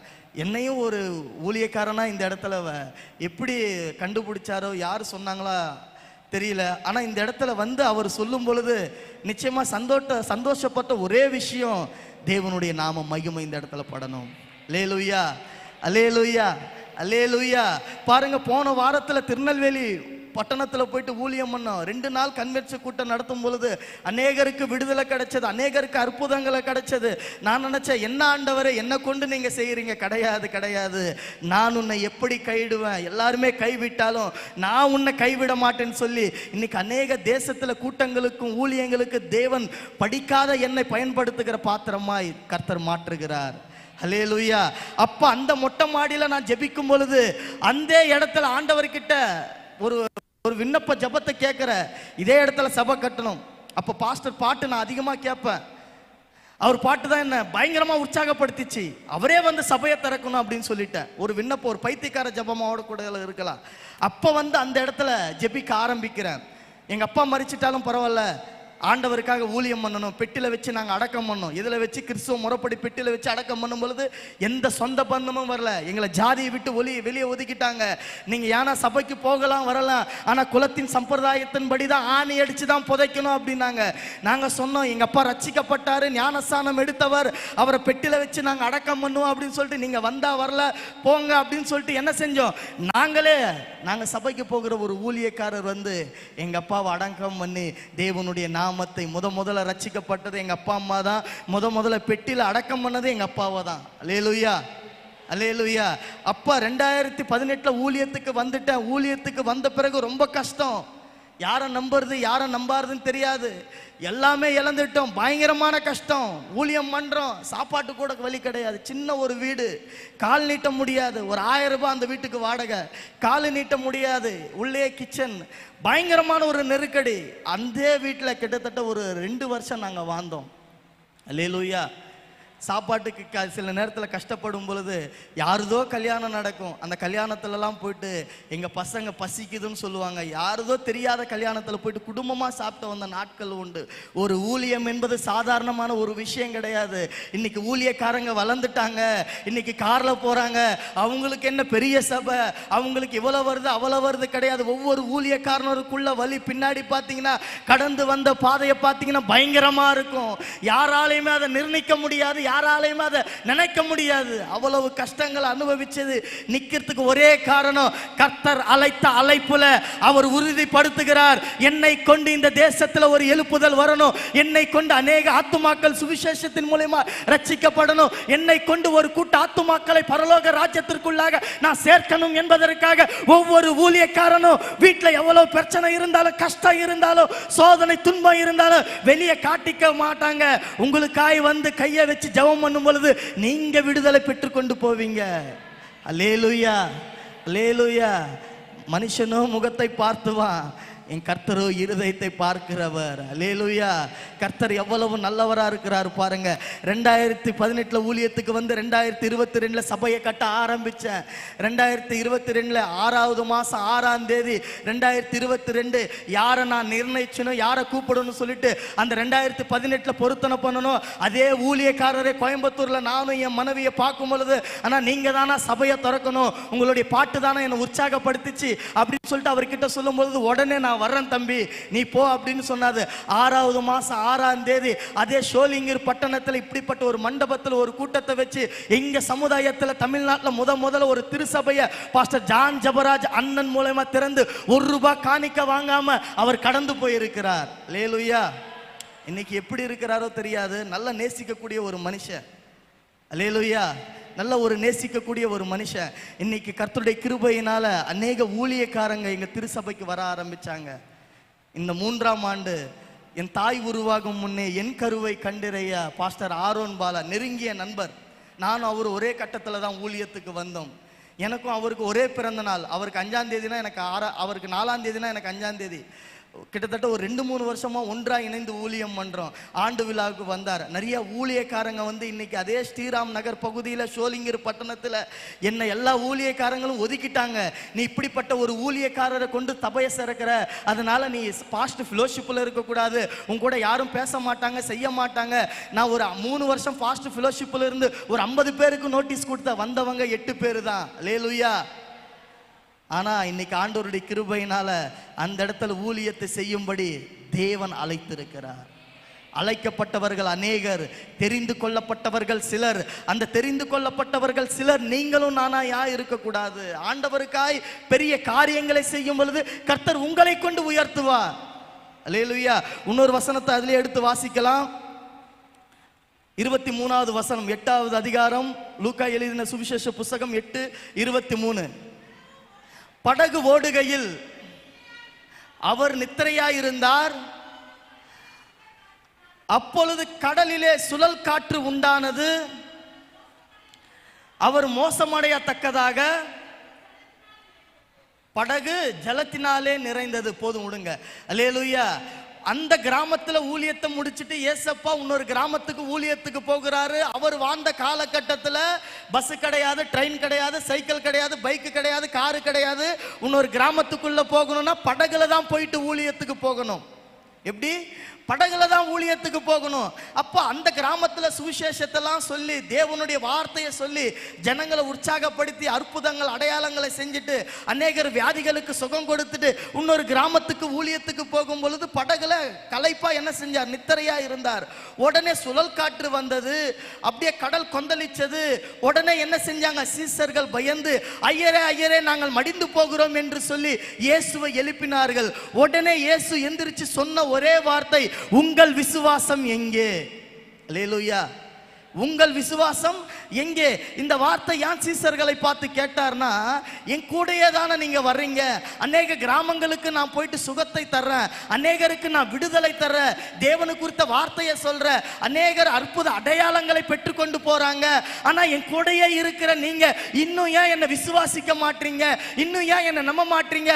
ஒரு காற்று வந்த உடனே, ஒரு புயல் வந்த உடனே பயந்துட்டு என்னை எழுப்புறீங்களே, நான் உங்க கூட இருக்கிறதே நீங்க மறந்துட்டீங்களே. நீங்க நிறைய பேர் அப்படிதான் இயேசு கூட இருக்கிறதே மறந்துடுறாங்க. ஒரு பிரச்சனை வரக்கூடாது, ஒரு போராட்டம் வரக்கூடாது, ஒரு சூழ்நிலை வரக்கூடாது, உடனே இயேசுவை மறந்துட்டு மனுஷனை நம்பி போற ஜனங்க உண்டு.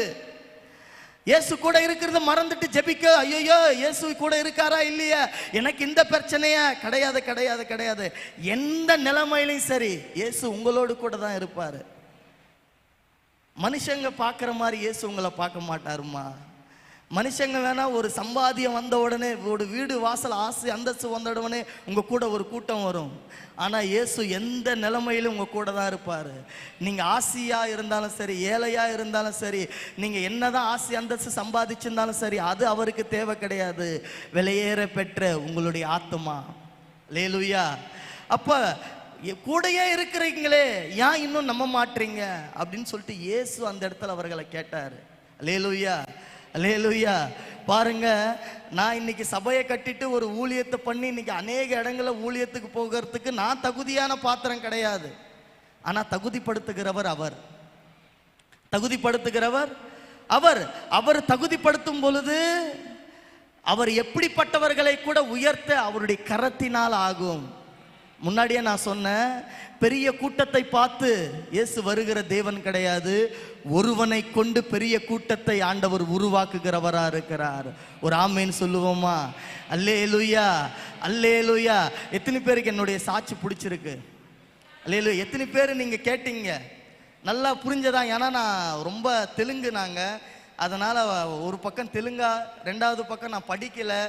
எப்படி ஆண்டவரே அப்படின்னு சொல்லும் பொழுது இன்னும் நிறைய விஷயங்கள் இருந்தாலும் எனக்கு மாத்திரம் கர்த்தர் செய்ததை மாத்திரம் நான் என்ன செஞ்சேன், சுருக்கமாக சொல்லிட்டேன். இன்னும் அநேக அற்புதங்களை ஆண்டவர் செஞ்சது இருக்குது. இன்னைக்கு சொந்தமாக ஒரு காரு கொடுத்துருக்கிறாரு. இன்னைக்கு எப்படி சொல்றது, ஒரு சொந்த திருசபையை கொடுத்துருக்கிறாரு. இப்படி இருந்த என் நிலைமை இன்னைக்கு ஆண்டவருடைய கிருபையினால கர்த்தர் மாட்டினார். அல்லேலூயா, அல்லேலூயா. அப்ப ஆண்டவர் செய்ய, அவருடைய கரத்தினால எதையும் செய்ய அவரால் ஆகும். நீங்க விசுவாசிக்கணும். எது நடந்தாலும் நீங்க விசுவாசிக்கணும். எது இழந்தாலும் நீங்க விசுவாசிக்கணும். எது இருக்குதோ இல்லையோ நான் கர்த்தரை விசுவாசிக்கிறேன். எது போனாலும் நான் கர்த்தரை விசுவாசிக்கிறேன். அவர் ஒருவரே எனக்கு மேலானதை செய்யக்கூடியவர். நீங்க விசுவாசித்தால் தான் தேவனுடைய மகிமையை நீங்க பார்ப்பீங்க. நீங்க விசுவாசம் இல்லாமல் ஒரு இதையும் பார்க்க முடியாது. நீங்க விசுவாசிக்கணும். நீங்க விசுவாசித்தால் தான் அவருடைய மகிமையை பார்க்க முடியும். அப்ப நான் விசுவாசிக்கிற பிள்ளையா ஆண்டவரை என்னை எழுப்புங்க. விசுவாசம் எப்படி வரும்? தேவனுடைய வசனத்தை கேட்டு அதன்படி செய்யும் பொழுது உங்களுக்குள்ள விசுவாசம் ஆட்டோமேட்டிக்கா கிரியை செய்யும். அப்ப மூன்றாவதாக ஒரே ஒரு காரியத்தை சொல்லி நான் முடிச்சுட்டு உங்களுக்காக நான் ஜெபம் பண்ண ஆசைப்படுறேன். அதுலயே 28வது வசனத்தை வாசிங்க. அவன் இயேசுவை கண்டபோது கூக்குரலை இட்டு அவருக்கு முன்பதாக விழுந்து, இயேசுவே, உன்னதமான தேவனுடைய குமாரனே, எனக்கும் உமக்கும் என்னை அழிக்காதபடிக்கு உம்மை நான் வேண்டிக் கொள்ளுகிறேன். யார் சொல்றது இந்த வார்த்தை? பிசாசு சொல்லுகிறான். இயேசு அந்த படகை விட்டு இறங்கின பொழுது உடனே அந்த கிராமத்துக்குள்ள போறாரு. எல்லா கிராமத்திலையும் முன்னாடி என்ன இருக்கும்? கல்லறை இருக்கும், சுடுகாடு இருக்கும். அந்த கல்லறையை தாண்டி தான் என்ன செய்ய முடியும்? ஊருக்குள்ளாக போக முடியும். அங்கே பிசாசு பிடித்திருந்த ஒரு மனுஷனை இருக்கிறான்.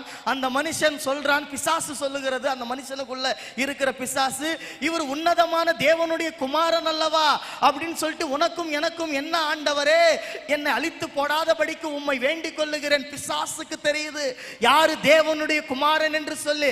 இன்னைக்கு ரட்சிக்கப்பட்டவர்களுக்கு, சபைக்கு போகிறவர்களுக்கு, வேதத்தை வாசிக்கிறவர்களுக்கு, இன்னும் முழுமையா கிறிஸ்துவை ஏற்றுக்கொண்டவர்களுக்கு தெரிய மாட்டேங்குது நான் இயேசுதான் மெய்யான தேவன் என்று சொல்லி. சில நேரத்தில் இயேசுவை மறந்துடுறாங்க, உலகத்தை நேசிக்கிறாங்க. இயேசுவால ரட்சிக்கப்பட்டதை மறந்துடுறாங்க, உலகத்துக்கு பின்னாடி போறாங்க. இயேசுவுக்காக வாழ்ற வாழ்க்கையை விட்டுறாங்க, உலகத்துக்காக வாழ்ற வாழ்க்கையை போறாங்க. இயேசுவுக்காக இருக்கிறத மறந்துட்டு என்ன செய்யறாங்க? சில காரியங்கள்ல போயிட்டு இவங்களே மாட்டிக்கிட்டு அப்புறமா கடவுள் மீது குறை சொல்றது. ஐயோ, இந்த விஷயத்துல நான் மாட்டிக்கிட்டேனே, அவருக்கு கண்ணு இல்லையா, காது இல்லையா, நான் சபைக்கு போறவனாச்சு, நீ செய்யற தப்புனால நீ தான் என்ன செய்யணும்? தண்டனை அனுபவிக்கிற. அவருக்கும் இதுக்கு சம்பந்தமே கிடையாது. நம்ம நிறைய பேர் ஜெபம் பண்றது அவர் கேட்காம இருக்கிறாரா? நிறைய வாட்டி நான் ஜெபம் பண்றேன், இப்படி மணிக்கணக்கில் நான் ஜெபம் பண்றேன், உபவாசம் போடுறேன், ஆனாலும் அவர் கேட்கவே மாட்டுறாரு. இன்னும் இந்த காரியம் எனக்கு நிறைவேற மாட்டேங்குது அப்படின்னு சொல்லிட்டு அநேக நேரம் நீங்க ஜெபித்த காரியங்கள் உண்டு. அவருக்கு முன்பதாக ஒரு காரியம் நிக்குதான், அவருக்கும் உங்களுக்கும் நடுவில் ஒரு பாவம். அந்த பாவம் நீங்க விட்டாதான் உங்க ஜெபம் கேட்கப்படும். எந்த பாவமா இருக்கட்டும், அவர் பரிசுத்த கண்ணனா இருக்கிறார். உங்களுடைய ஜெபத்தை அவருடைய காதுல கேட்கணும்னா நீங்க செய்யற சில காரியங்கள் ஆண்டவருக்காக விட்டீங்கன்னா உங்கள் குடும்பம் உங்களை கொண்டு ஆசீர்வதிக்கப்படும். அல்லேலூயா. அப்ப பிசாசுக்கு தெரியுது இவர் தேவனுடைய குமாரன் என்று சொல்லி. பிசாசு வேண்டிக் கொள்ளுகிறத இயேசு அந்த இடத்துல செஞ்சாரா, செய்யலையா? செஞ்சாரு. அப்ப நீங்களும் நானும் ஜெபிச்சோம்னா கர்த்தர் செய்வாரா, செய்ய மாட்டாரா? எத்தனை பேர் சொல்ல முடியும்? நான் ஜெபிச்சா கர்த்தர் செய்வாரு. பிசாசின் வேண்டுதலை கேட்கிற ஒரு இயேசு இருக்கும் பொழுது, எனக்காக ஜீவனை கொடுத்தவர், என் பாவங்களுக்காக ரத்தத்தை சிந்தினவர், அப்ப நான் ஜெபிக்கும் பொழுது அவர் கேட்பாரா, கேட்க மாட்டாரா? அல்லேலூயா. முதலாவது தேவனுடைய ராஜ்யத்தையும் அவருடைய நீதியை தேடுங்க, வேற எதையும் தேடாதீங்க, பிறகு எல்லாவற்றையும் உங்களுக்கு கூட கொடுக்கப்படும். அல்லேலூயா. முதலாவதாக வசனத்தின்படி நடங்க. இரண்டாவதாக விசுவாசம் ஆட்டோமேட்டிக்கா கிரியை செய்யும், வளர்த்து கொள்ளுங்க. மூன்றாவதாக ஜெபத்துல உட்காருங்க. நான்காவதாக பரிசுத்தமாய் வாழ ஆரம்பிங்க. இதை மூன்றுமே நீங்க செஞ்சாலே உங்களுக்குள்ள ஒரு எழுப்புதல் வந்துடும். இயேசுவுக்காய் நான் ஏதாயிலும் ஒன்று செய்யணும்னு சொல்லி. இப்ப கர்த்தர் கண்டிப்பா உங்களை கொண்டு பெரிய காரியங்களை செய்வார். அல்லேலூயா, அல்லேலூயா. எல்லாம் எந்திரிச்சு நிப்போமா?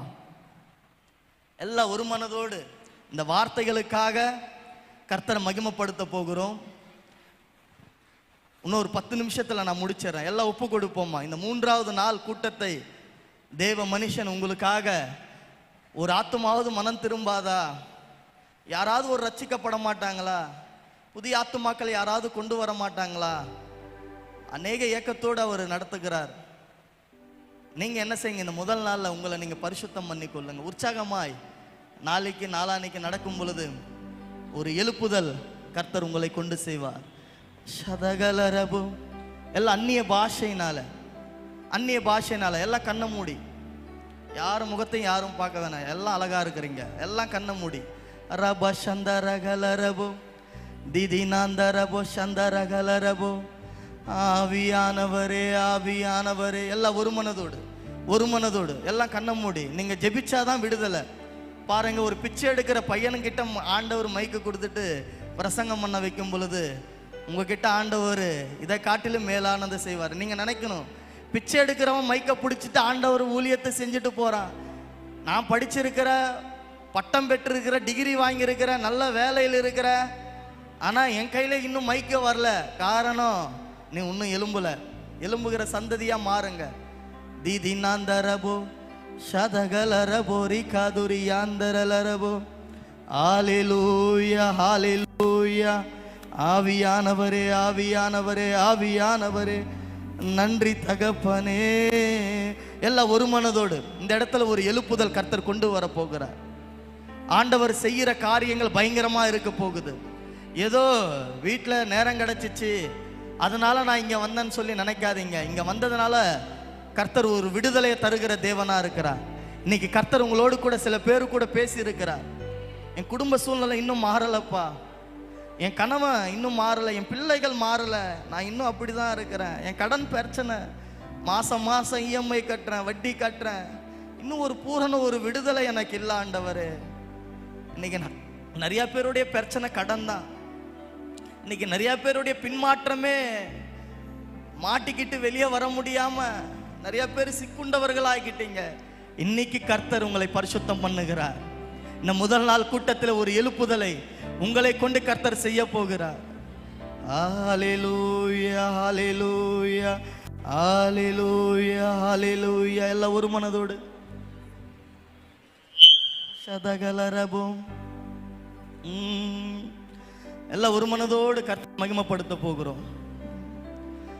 நானும் என் வீடும் என் வீட்டார் அனைவரும் ஓயாமல் நன்றி சொல்வோம். வாய் இருக்கிறவங்க சத்தத்தை உயர்த்தி நானும் என் வீடும் என் வீட்டார் அனைவரும் ஓயாமல் நன்றி சொல்வோம். இந்த அரங்கம் முழுவதும் உங்க சத்தத்தை உயர்த்தணும். நானும் என் வீடும் என் வீட்டார் அனைவரும் ஓயாமல் நன்றி சொல்வோம். மறுபடியுமா, நானும் என் வீடும் என் வீட்டார் அனைவரும் ஓயாமல் நன்றி சொல்வோம். ஒரு கரு போல காத்தீரே நன்றி, என்னை சிதையாமல் சுமந்தீரே. நீங்க பாடுங்க. ஒரு கரு போல காத்தீரே, என்னை சிதையாமல். எபினேசரே எபினேசரே எபினேசரே, இந்நாள் வரை சுமந்தவரே எபினேசரே. நீங்க பாடுங்க. இந்நாள் வரை எங்களையும் எங்கள் குடும்பத்தையும் நன்றி நன்றி இதயத்தில் சுமந்தீரே.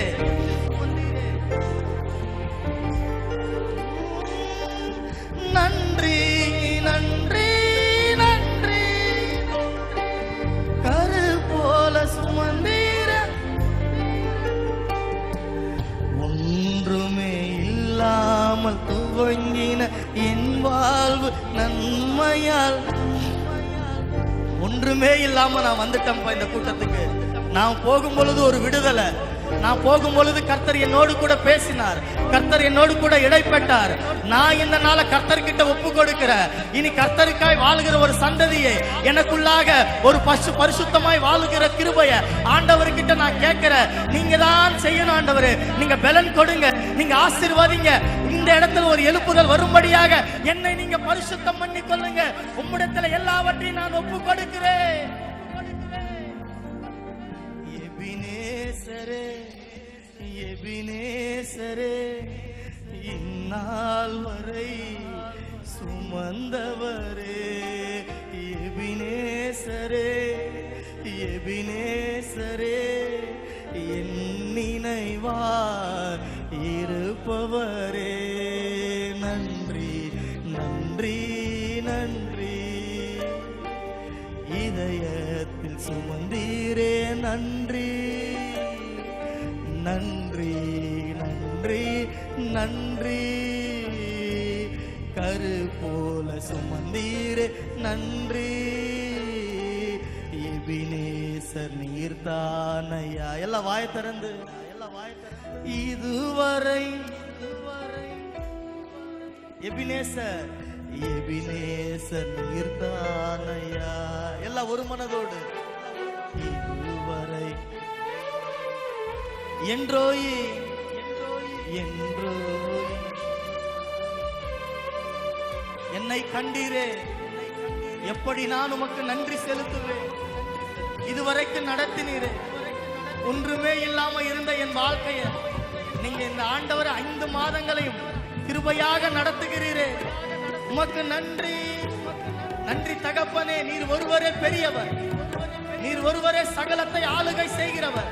நீங்க தான்ப்பா எனக்கு விடுதலை தரணும். உங்களை நம்பி வந்துட்டேன் டாடி, நீங்க தான்ப்பா என்னை உயர்த்தணும். யாரை நம்பி நீ நான் போக மாட்டேன். இனி என் பிரச்சனைகளை நினைச்சு நான் கவலைப்பட மாட்டேன்.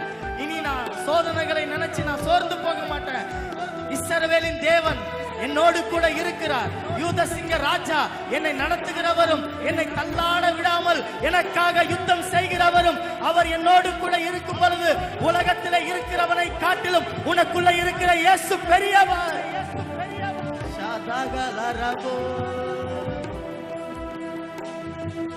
மறவாமல் நினைத்தீரையா, மனதார நன்றி சொல்வே. என்னை மறவாமல் கூட இருந்தவங்க என்னை மறந்துட்டாங்க, என்ன வேணான்னு சொல்லி போயிட்டாங்க. ஆனா நீங்க என்ன நேசிக்கிறீங்களே, உமக்காக நான் ஒண்ணுமே செய்யல. ஆனாலும் என்னை நேசிக்கிற ஒரே தெய்வம் இயேசு ஒருவர் தான். இதுவரை இரவும் பகலும் என்னை நனைத்து இதுவரை நடத்தினீரே. 2 கரங்களை வானத்துக்கு நேராக நன்றி நன்றி ஐயா. கோடி கோடி 2 கைய வானத்துக்கு நேராக உயர்த்தி எல்லாம் ஒரு மனதோடு நன்றி ஐயா. கோடி கோடி நன்றி ஐயா. தடைகளை உடைத்தீரையா, தள்ளாட விடவில்லையே. தடைகளை உடைத்தி எவ்வளவோ தடைகள் வந்தாலும், எவ்வளவோ பிரச்சனைகள் வந்தாலும், எவ்வளவோ சோதனைகள் போராட்டங்கள் வந்தாலும், ஒரு தகப்பன் தன் பிள்ளையை சுமந்து கொண்டு வருவதை போல இந்த இடத்திற்கு நான் வருகிற வரைக்கும் உங்கள் தேவனாகிய கர்த்தர் என்னை சுமந்து கொண்டு வந்ததை நீங்கள் காணும்படி கர்த்தர் உங்களை கொண்டு பெரிய காரியங்களை செய்ய போகிறார்.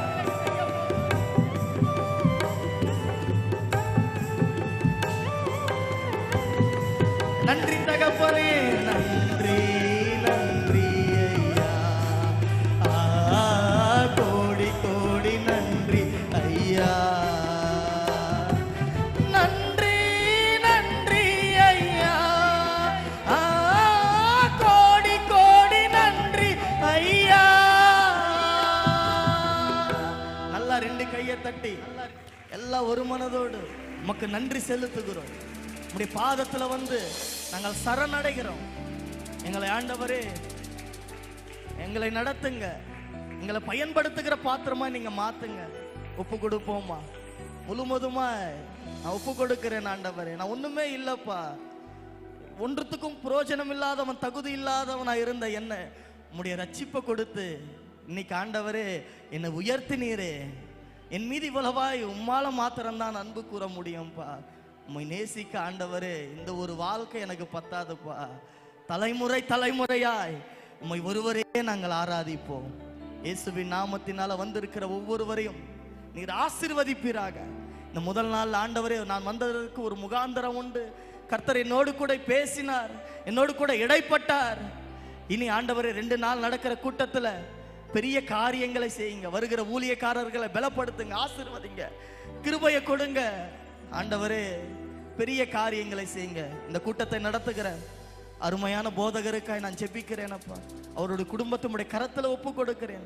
கடந்து வந்த பாதையை நினைக்கும் பொழுது கண்ணீரோடு கர்த்தருக்கு நன்றி செலுத்துகிறேன். ஆவியானவரே, இந்த ஆண்டவரே வயதிலும் கர்த்தருக்காய் ஏதாவது ஒன்று செய்யணும் சொல்லி ஆண்டவரே வாஞ்சையா அழைப்புல நின்று ஆண்டவர் இப்படிப்பட்ட வேலூர் மாவட்டத்தில் ஒரு ஊழியத்தை செய்கிற உடைய தாசனை மூடி மறைத்து ஆண்டவரே இப்படிப்பட்ட ஒரு கிருபை நீங்க கொடுத்ததற்காய் நன்றி செலுத்துகிறோம் டாடி. ஆயுசு நாட்களை கூட்டி கொடுங்க, அநேக கிருபைகளை கொடுங்க, அநேக ஆத்துமாக்களை கொடுங்க. இவரை கொண்டு ஒரு எழுப்புதலை கொடுங்க. சந்ததி சந்ததியாய் இயேசுவுக்காய் வாழுகிற ஊழியம் செய்கிற ஒரு ஆசீர்வாதத்தை, ஒரு அழைப்பை நீங்க கொடுத்ததற்காய் நன்றி செலுத்துகிறோம். இயேசுவின் நாமத்தினால ஜெபிக்கிறோம் எங்கள் ஜீவனுள்ள நல்ல பிதாவே, ஆமென். அல்லேலூயா, அல்லேலூயா. கர்த்தர் நல்லவர். உங்கள் யாவருக்கும் இயேசுவின் நாமத்தினால் மறுபடியும் நான் நன்றி செலுத்துகிறேன். God bless you. கர்த்தர் உங்களை ஆசீர்வதி.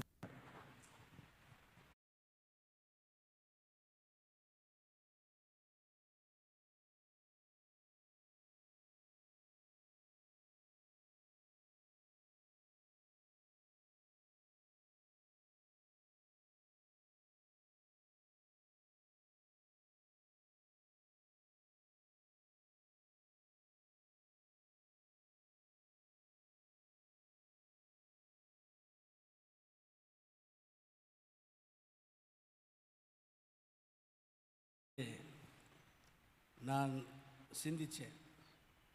என்னன்னு சொன்னால்,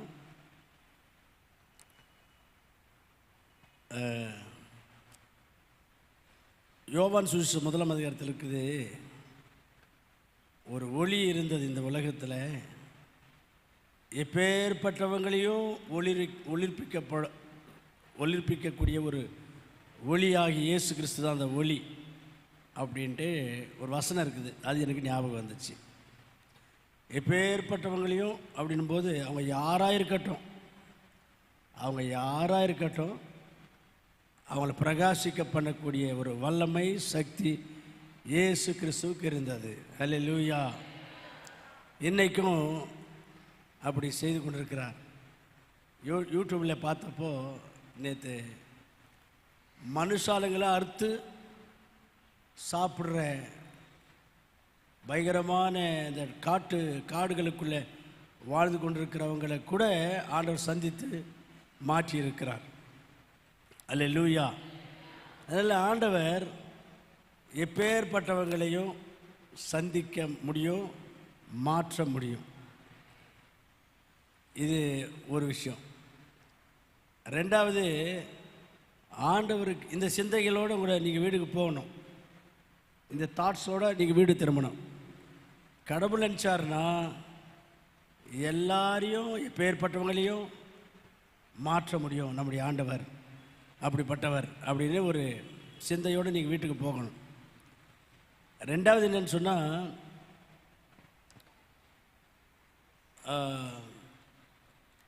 அதை என் வாய்க்கு வரல. ஐயா சொன்னார் பிச்சை எடுத்துகிட்டு இருந்தேன்னு, எனக்கு சொல்ல வாய் வரல. அப்படிப்பட்ட ஐயாவை நான் ஃபோன் பண்ணேன் முந்தினேற்று, நீங்கள் எப்படி வரீங்க, உங்களை நான் எப்படி ரிசீவ் பண்ணிக்கணும்னு சொல்லி. நான் காரில் வரேன்னு சொன்னார். அல்லேலூயா. அப்போவே நான் ஆச்சரியப்பட்டுட்டேன். ஆஹா, எந்த அளவுக்கு ஆண்டவர் உயர்த்தியிருக்கிறாரு. கடையாக போயிட்டு ஊராக போயிட்டு யாசகம் எடுத்துகிட்டு இருந்த ஒரு நபரை ஆண்டவர் எந்த அளவுக்கு உயர்த்தியிருக்கிறாரு அப்படின்னு ஆச்சரியப்பட்டேன். இதில் ஆச்சரியம்னா, ஒரு வசனம் இயேசுவை சொல்லியிருக்கார், இவர் எனக்கு ஊழியம் செய்தால் பிதாவானவர் அவனை கனம் பண்ணுவார் அப்படின்ற வசனத்தை தான் ஐயாவுடைய வாழ்க்கையில் பார்க்குறோம். ஊழியத்துக்குன்னு வந்துட்டார், எந்த அளவுக்கு ஆண்டவர் உயர்த்திட்டார் பாருங்க. அல்லேலூயா. இன்றைக்கி நிறைய பேருக்கு ஊழியனாக்கவே யோசனை, ஊழியத்துக்கு வரணுன்னா ஒரு யோசனை. ஊழியத்துக்கு வந்துட்டா நம்ம எப்படி பழைக்க போகிறோம், நம்முடைய வாழ்க்கை எப்படி ஓட்ட போகிறோம், ஊழியத்துக்கு வந்துட்டா நமக்கு வசதிகள்லாம் குறைஞ்சிருமே, ஊழியத்துக்கு வந்துட்டா நம்ம ஃப்யூச்சர் என்ன ஆகும், இது மாதிரிலாம் தயக்கம், யோசனை. அப்படிப்பட்டவங்களுக்கெல்லாம் ஐயாவுடைய வாழ்க்கை ஒரு முன்மாதிரியாக இருக்குது. அல்லேலூயா. எந்த நிலைமையில் இருந்தார், இன்னைக்கு காரில் வர்றாரு ஊழியத்துக்கு அப்படின்போது அவ்வளோ மகிழ்ச்சியாக இருக்கு பாருங்கள். அப்போ கடவுளுக்கு ஊழியம் செய்தால் கடவுள் ஆஸ்வதிப்பார். நம்பி வந்துடணும், நம்பி விசுவாசித்து ஆண்டுடைய அழைப்பு இருக்கும் என்றால் இனி தயக்கமே இருக்கக்கூடாது, வந்துடணும். அவ்வளோதான். கர்த்தர் உயர்த்துவார், கர்த்தர் ஆஸ்வதிப்பார், கர்த்தர் பெரிய நிலைமைக்கு கொண்டு வர. இதில் எந்த தயக்கமும் இருக்கக்கூடாது. நம்ம ஊழியத்துக்கு வந்துட்டால் நம்ம எப்படி வாழ போகிறோம், நமக்கு எப்படி ஃப்யூச்சர் எப்படி, அதெல்லாம் யோசிக்கிறதே தேவையில்லை. ஊழியத்துக்கு வந்தால் தான் நம்முடைய வாழ்க்கை அற்புதமாக இருக்கும் என்பதற்கு ஒரு நிதர்சனமான ஒரு முன்மாதிரி. அப்புறம் இந்த சாட்சி, அதனால் ஊழிய அழைப்பு இருக்கிறவங்க தாமதம் பண்ணாதீங்க. ஊழியத்துக்கு வரணும்னு ஆண்டவர் உங்களுக்கு அழைப்பு கொடுத்திருப்பார் என்றால் தாமதமே பண்ணக்கூடாது, வந்துடணும். கர்த்தர் பார்த்துக்கொள்வார், கர்த்தர் உங்களை உயர்த்துவார், மற்றவங்களை விட நல்ல நீங்கள் இருப்பீங்க. மூணாவது விஷயம் என்னென்னு சொன்னால், என் மனசில் நின்றுது, நான் உங்களோட பகிர்ந்து கொள்கிறேன். உங்கள் மைண்ட்லேயும் அது நிற்கணுன்றதுக்காக சொல்லிட்டு இருக்கிறேன். மூணாவது விஷயம், முதல்ல அவங்க இனத்தில், அவங்க கம்யூனிட்டியில் முதல்ல ரட்சிக்கப்பட்டவங்க யார்? ஐயாவோட. அப்புறம் எத்தனை பேர் ரட்சிக்கப்பட்டாங்களா? சேரில் உட்காந்துருக்கணும் கேட்டிங்களா? எத்தனை பேர் உங்கள் மூலமாக எத்தனை பேர் ரட்சிக்கப்பட்டுருக்குறாங்க? உங்கள் மூலமாக ஒருத்தராகிலும் ஒருத்தராக ரட்சிக்கப்பட்டுருக்குறாங்களா? நீங்கள் இருந்து என்ன பிரயோஜனம்? இது எவ்வளோ, இதெல்லாம் நம்ம கேட்கும்போது நல்லா சொன்னார் யோசிக்கக்கூடாது. சே, நம்மளும் ஒரு ஜென்மமாக நம்மளதெல்லாம் 60 பேர் ரட்சித்து ஒரு சபை இன்னைக்கு அங்கே சபைக்கு போகிறவங்களாம் மாற்றிட்டாங்களே, நம்ம மூலமாக ஒருத்தர் கூட கடவுள்கிட்ட வரலையே, இல்லையா? என்ன ஒரு வேஸ்ட்டு நம்ம அப்படின்னு கொஞ்சம் யோசிக்கணும். யோசிச்சு இன்றைக்கி போய் வீட்டுக்கு போயிட்டு கடவுள்கிட்ட மன்னிப்பு கேளுங்க. இல்லை இங்கே கேட்டுடலாம், கடைசி ஜபத்தில் மன்னிப்பு கேட்டுட்டு, ஆண்டவரே நான் இனிமே ஆத்துமா ஆதாயம் பண்ணுறேன், நான் ஆத்துமாக்களை உமக்காக சம்பாதிக்கிறேன் அப்படின்ட்டு ஒரு முடிவோடு இங்கேருந்து போங்க. எப்படி சொல்கிறது அவங்களுக்கு சுவிசேஷம் அப்படின்னா, அதுதான் புக்ஸுங்க இருக்குதாங்க. ஒரு புக்கு 2 ரூபா, ஒரு 5 புக்கு வாங்கிங்க 10 ரூபா. நீங்கள் சொல்லவே அந்த புக்கு கொடுத்தாவே போதும். அந்த புக்கு படித்தாவே இயேசுவை நம்பினால் என்னென்ன நன்மைகள் ஆசீர்வாதம் இயேசு தருவார் என்கிற ஒரு நற்செய்தி அதில் இருக்குது. ஆகவே நீங்கள் இனிமேல் ஆத்துமாக்களை கடவுள் பிள்ளைகளாய் மாற்றாதவங்க, ரட்சிப்புகளை வழி நடத்தாதவங்க மன்னிப்பு கேட்கணும், தீர்மானம் எடுக்கணும். நாளிலிருந்து நீங்கள் ஆத்தும ஆதாய பணியில் மும்முரமாக இருக்கணும். ஒரு நாளைக்கு இப்போது திரும்பி போகிறதுக்கு உங்களுக்கு பெரிய சாக்கனூர்லேருந்து வந்தவங்க எப்படி ஆட்டோவில் வந்தீங்களோ, மறுபடியும் அதே ஆட்டோ உங்களை கொண்டு வந்து பெரிய சாக்கனூரில் விட்டுரும். அதே போல் சிறுங்காஞ்சிலேருந்து வந்தவங்களுக்கு கூட நீங்கள் வேனில் போகலாம். உங்களுக்கு வேனு நாளை காலையில் பெரிய சாக்கனூர்லேருந்து வர்றவங்களுக்கு வேன் அனுப்புகிறோம். சிறுங்காஞ்சிலேருந்து வர்றவங்க அப்படியே வந்துடுங்க. நாளைக்கு மாலையில் போகும்போது மறுபடியும் உங்களுக்கு போகிறதுக்கு வேனு ஆட்டோ அதெல்லாம் ஏற்பாடு பண்ணுறோம். நாளைக்கு மாலை வரும்போது சிறுங்காஞ்சிலேருந்து வர்றவங்க அப்படியே வந்துடுங்க, அதாவது ஆட்டோ புஷ் வந்துடுங்க. போகும்போது உங்களுக்கு ஆட்டோவோ வேனோ ஏதாவது ஒன்று உங்களை அனுப்புகிறோம். நாளை காலையில் பிள்ளைகளுடைய நடனம் அதெல்லாம் இருக்கும். நாளைக்கு மாலையில் பெரியவங்க நாடகம் போடுவாங்க, நடனம் பண்ணுவாங்க. எல்லாமே 7:30க்குள்ளே முடிஞ்சிடும். 7:30க்கு அப்புறம் ரவி பாரத்தைய நம்ம கையில் கொடுப்போம். அவர் அருமையாக பாடல்கள்லாம் பாடி ஆண்டுடைய வார்த்தை நம்மளோட கூட பகிர்ந்து கொள்வார். நாளைக்கு காலையிலேயும் ரவி பிரதர் ரவி பாரத் நம்ம மத்தியில் காலை மீட்டிங்லேயே இருப்பார். நாளைக்கு மதியம் வாலிபர்களுக்கு என்று கூட்டம் இருக்கும், யூத் மீட்டிங். அதில் சோளிங்கர்லேருந்து நிர்மல் என்கிற பிரதர் வராங்க. அவங்க வந்து யூத்துக்கு மீட்டிங் நடத்துவாங்க. ஜெபம் செய்வோமா? எல்லோரும் ஜெபம் பண்ணுங்க. ஆண்டவர்களோடு பேசியிருந்தால் கடவுளுக்கு நன்றி சொல்லுங்கள். ஆண்டவரே, உங்களுடைய ஊழியம் செய்தால் நீர் எங்களை கனம் பண்ணுகிற தேவனாக இருக்கிறீர். முழுமையாய் நான் ஊழியத்துக்கு வரலைன்னா கூட என்னுடைய நேரத்தில் என்னுடைய வேலைகள் வீட்டு காரியங்கள் போக ஊழியத்தில் நான் இன்வால்வ் ஆகிட்டு ஏதாயிலும் ஒரு வகையில் உமக்கு நான் ஊழியம் செய்வேனப்பா, உமக்கு ஊழியம் செய்தால் நீங்கள் எங்கள் விசேஷமாக ஆஸ்வதிப்பீங்கப்பா அப்படின்னு ஜெபம் பண்ணிக்கங்க. முழு நேரம் ஊழியத்துக்கு வாய்ப்பு உங்களுக்கு ஆண்டவர் அழைப்பு கொடுத்துருந்தா தயக்கம் வேண்டாம். முழு நேர ஊழியத்துக்கு நீங்கள் வந்தால் தான் உங்கள் ஃப்யூச்சரே நல்லா இருக்கும். ஃப்யூச்சர் எப்படி நினச்சி நீங்கள் முழு நேர ஊழியத்துக்கு வரமாட்டேன்றீங்க. முழு நேரத்துக்கு வந்தால் தான் உங்களுக்கு ஃப்யூச்சர் நல்லா இருக்கும். இதை கொஞ்சம் யோசிங்க.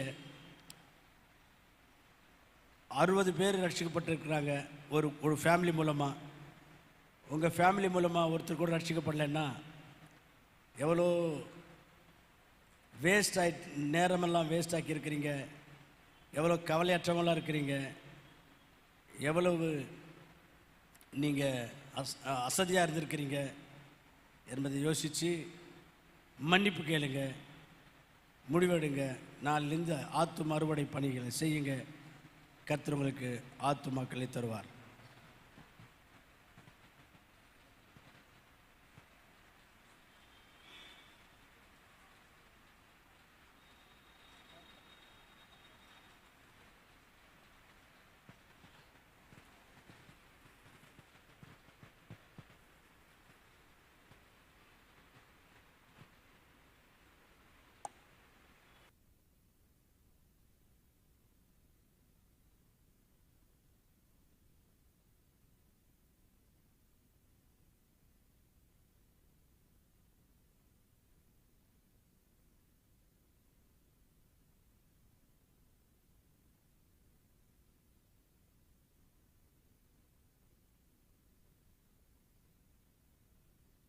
பரலோகத்தின் பிதாவே, இந்த ஆசீர்வதிக்கப்பட்ட நாளுக்காக நன்றியோடு துதிக்கிறோம், ஸ்தோத்திரிக்கிறோம்.